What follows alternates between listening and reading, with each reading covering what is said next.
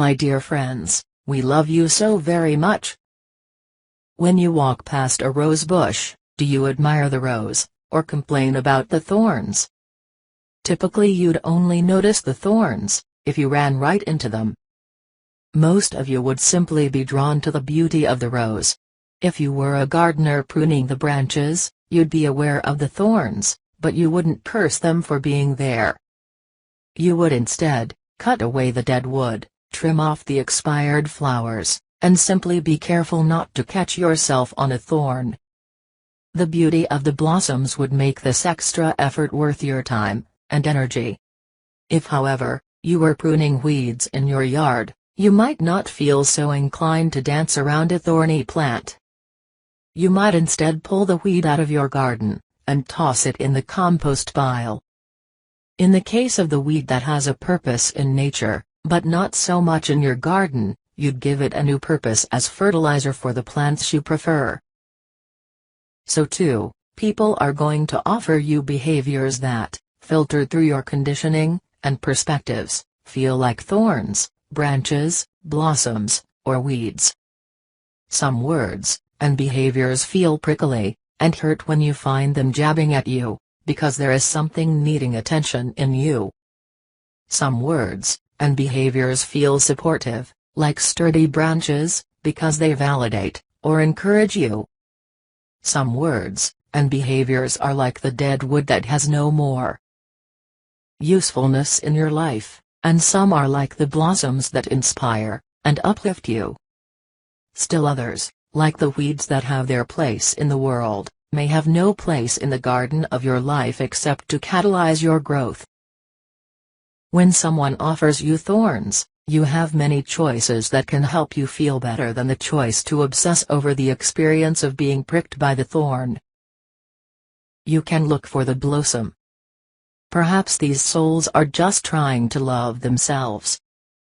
Perhaps they have better qualities that you can admire and focus upon. Perhaps they were just having a bad day.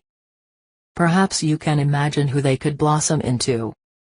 In any case, focusing on the bloom will make you feel oh so much better than focusing on the thorns.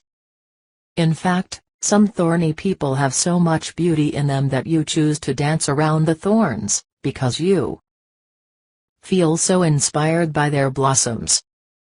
Many of you are in challenging relationships with people you dearly love, and would never want to leave, because you chose to learn the power of focusing on the beauty in them, and in you, rather than being tugged into focusing on their thorns. Others have so many thorns, and so little bloom that you don't feel inclined to wait around for the blossom. You can decide simply to leave them to their own growth.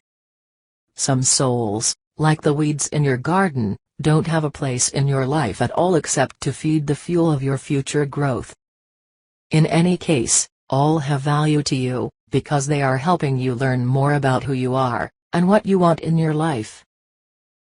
You are not only allowed, but encouraged by the heavens to be honest about who, or what behaviors you include in your vibrational mix.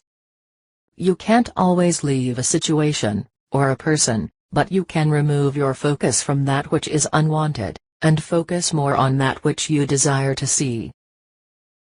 You already know that it isn't your job to make anyone else change so you can feel more comfortable.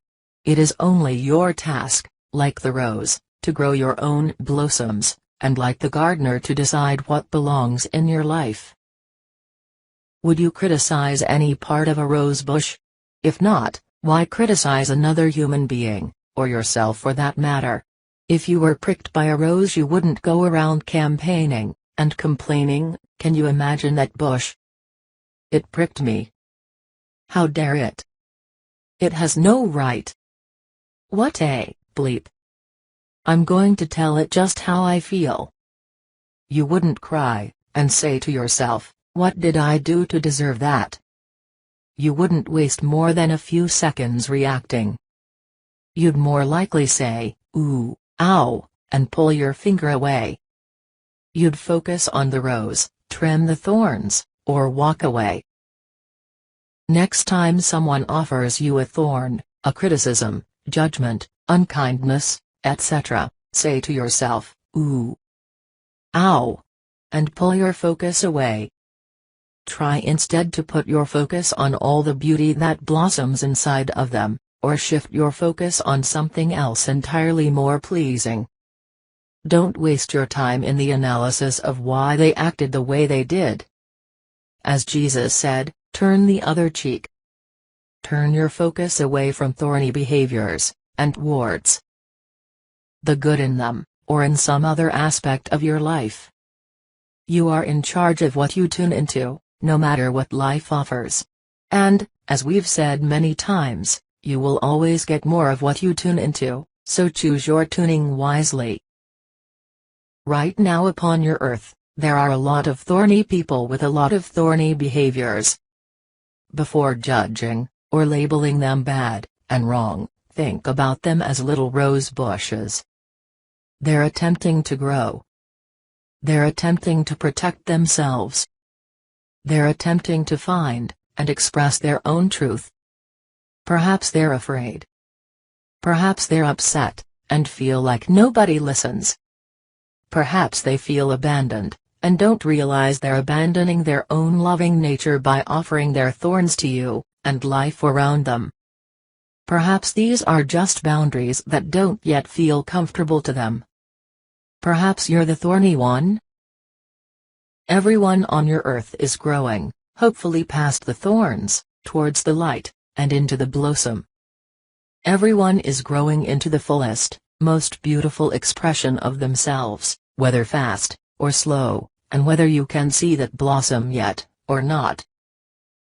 So like the gardener who navigates the thorns, trims away the dead wood, composts the weeds, and nurtures the blossoming of his, or plants, realize you get to decide what grows in the garden of your life, and you get to decide if you are willing to focus more upon the roses, or the thorns that life offers. Your freedom and your happiness reside in knowing you alone have this choice. God bless you. We love you so very much. The Angels.